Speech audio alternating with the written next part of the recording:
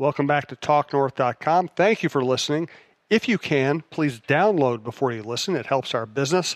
I'd also like to thank our producer, Brandon Morton, and let you know if you'd like to sponsor this program or any of the programs on the network, you can reach me at jsouhan47@gmail.com.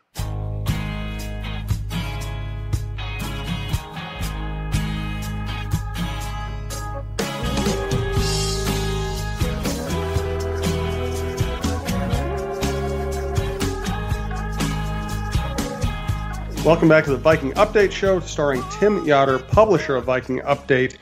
This is one of our football shows at TalkNorth.com. Please follow us on Twitter at TalkNorthPod. You'll find live show times and dates and special sponsor deals through the network. We do appreciate everybody who's listened to this show, made it one of the most popular shows on the network. Thanks to Twill and the Edina Galleria, Mississippi Pub, Beaver Island Brewing, Fixologyrepair.com, and Tony Hoagland, your State Farm agent in Champlin. Tim, now we have a little finality when it comes to the coaching staff. We know Kevin Stefanski is going to be back. What does that mean for the Vikings? Well, it gives them a little bit of continuity, although I do think that Stefanski will move further away from what John DeFilippo did and probably a little closer to what Pat Shurmur did with the Vikings in 2017. But I think what Stefanski is going to do is basically heed Mike Zimmer's directive to try to run the ball more. But it was interesting listening to Stefanski last week as he was introduced as their full-time coordinator. Zimmer introduced him and then pulled a chair aside and sat there and watched and listened to every word that Stefanski said. And almost any question asking about how things will look, the offensive line, any of those things, Stefanski basically just said, well, coach will kind of direct that. So I think this is going to be a deal where Stefanski tries to placate exactly what Mike Zimmer wants with the offense. And I wouldn't be surprised if the Vikings bring in somebody with more experience as well to kind of help out on that offensive staff. They've already looked at Joe Philbin, who was the interim head coach for the Packers and a longtime Packers assistant. And so that wouldn't surprise me if he's brought in as a guy that whether he's leading the offensive line for the Vikings or has a role that mostly is to help Stefanski design game plans. That would be one thing that I would think is a man of experience that they look to bring in to kind of help guide Stefanski, so Zimmer doesn't have to worry too much about the offense. I mean, we have a lot to get to today, but I just can't get past. I think the discussion about the Vikings running the ball more is fascinating in the context of the current NFL. Let's get a little bit more into that and how Zimmer might handle that. Do want to let you know if you'd like to advertise with this program or anywhere on the network, which reached about 185,000 listens last month. You can reach out to us at talknorthpodcast@gmail.com. Thank you to our longtime producer, Brandon Morton. Please download before you listen. It's a better listening experience. And also, if you like this show, check out Jeff Diamond's Vikings and NFL Insider, another really insightful Vikings and NFL show from a slightly different perspective from a former NFL Executive of the Year. So, when Zimmer says he wants the Vikings to run the ball more, I don't know that anybody can really disagree with that premise, right? The Rams run it like crazy. The Saints are really good at running it. The Chiefs are really good at running it. The Patriots drafted Sony Michel, which made them really good at running it. Of course you want to run the ball, and of course you want to run it well. I just don't know if Zimmer's approach, which is kind of like looking over your shoulder, telling you to run it, is the most productive. Well, I agree to a certain degree, but I would go back to I think it was the Patriots game where DeFilippo really just abandoned the run for no good reason. The Vikings were having a ton of success running the ball at that time. I think Dalvin Cook averaged over 9 yards a carry and still got, I think it was 9 carries in that game. Part of the problem, I think, was Zimmer all along wanted to run the ball more, and DeFilippo, I think, just decided that wasn't going to be the way for the Vikings to go. Now, to me, the biggest issue still goes back to the offensive line. You aren't going to be able to run the ball if you don't have an offensive line that is creating lanes. And I thought that was a major issue for most of the year. So that's why I point to the New England game and say, that was really one game where I thought they ran the ball very well, but got away from it. And so to me, that was far and away the most confusing and should be frustrating game for Vikings fans to watch. Until they fix the offensive line, I don't know that you can necessarily say, oh, hey, we just have to run the ball more. But, one thing that I found really intriguing and confusing from DeFilippo when he was still the coordinator, he was asked about, can Dalvin Cook get back to being a 20 carry a game guy? And his response was 20 carries a game. Well, that's a lot. And it's really not. If your offense is operating efficiently, you should have 60 to 70 snaps on offense, and to run it 1/3 of the time isn't out of the question. And so I just think there was a bad philosophical mix between DeFilippo and Zimmer. And therefore, I think, if DeFilippo was honest during his talks with Zimmer before he was hired about what he saw with the Vikings offense and the ability to throw it a lot more, then I think you can place a lot of the blame on Zimmer for even hiring him in the first place. And so that's another reason I found it intriguing that before the offensive coordinator, before Stefanski was hired full time, Zimmer said he needs to do a lot better job in asking questions and making sure that things line up well for the Vikings between what he wants and what the offensive coordinator is designing.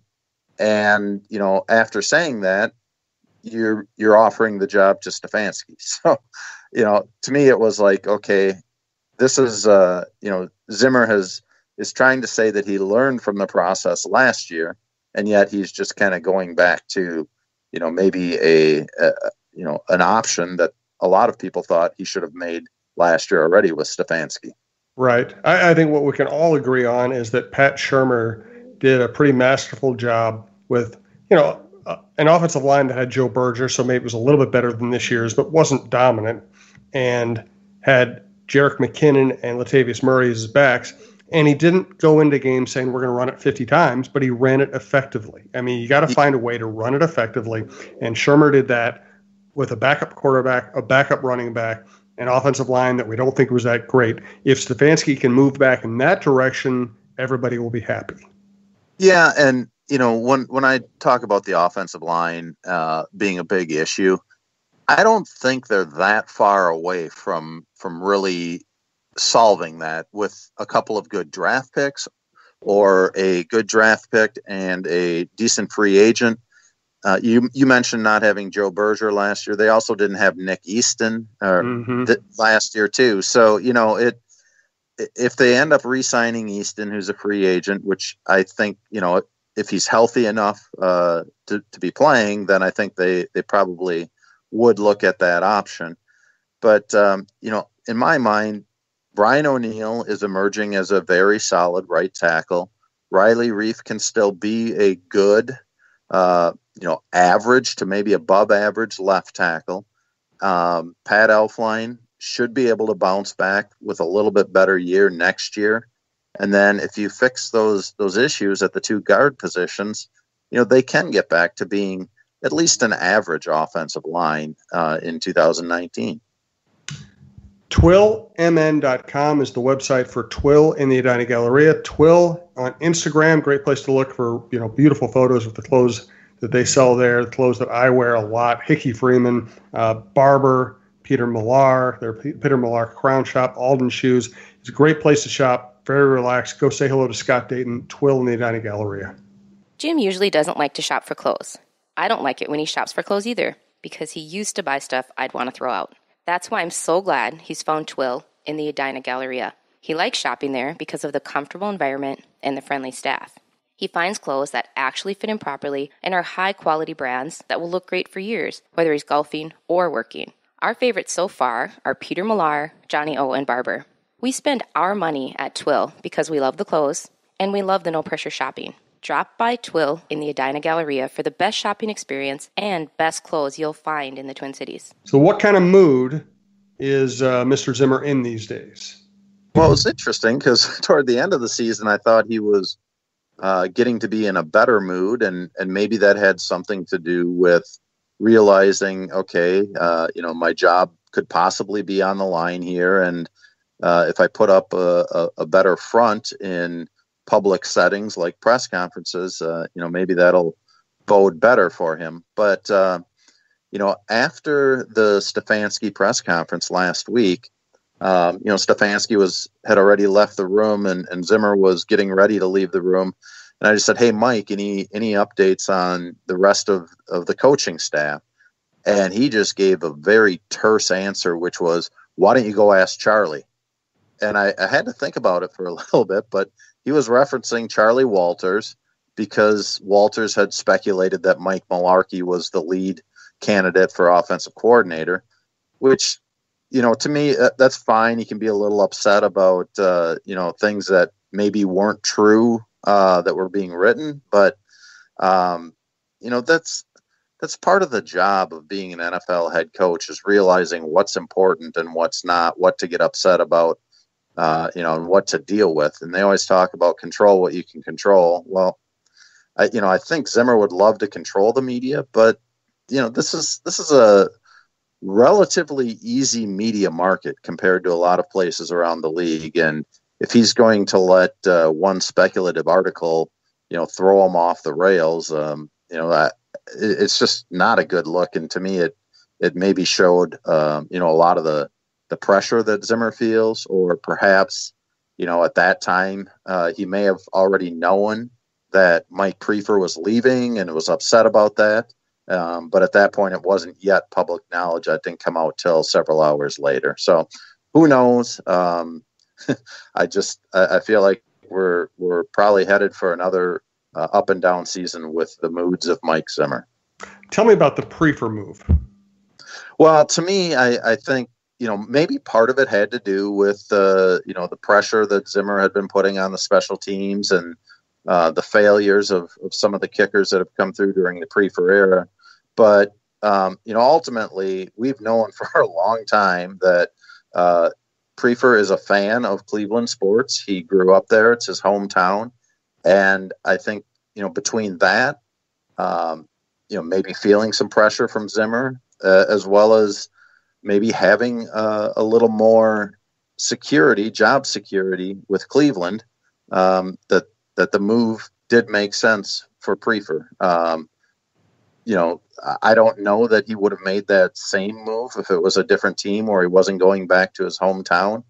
But ultimately, I think, he just felt like Zimmer could be heading into the final year of his contract. Why wouldn't I take a job that is close to my hometown, where very likely he'll have, at least 2 or 3 years of job security with a new head coach in Cleveland. Also might be very interesting. We're getting just pure speculation here too. But if Priefer had any assurances that Zimmer was about to get a new deal or an extension, maybe that could have changed that. I don't know. What was your sense of Priefer's standing in the organization? Do you think he was definitely wanted back? Yeah, I do. I mean, I think that, certainly people weren't happy with the way the kicking game has gone over the last several years. But, I always look at it and I think fans see special teams coordinator and kicking issues over several years means that the special teams coordinator isn't doing his job. And I think that the special teams coordinator is tasked more with coverage schemes and protection schemes than you can hold him really accountable for the kicking. Now, that said, I think Priefer obviously has a huge role in picking a kicker like Daniel Carlson was. But I think you can also look at it and say, were the Vikings right to even be looking for a rookie kicker to come in when, Kai Forbath had a pretty decent season in 2017. And you have a team with Super Bowl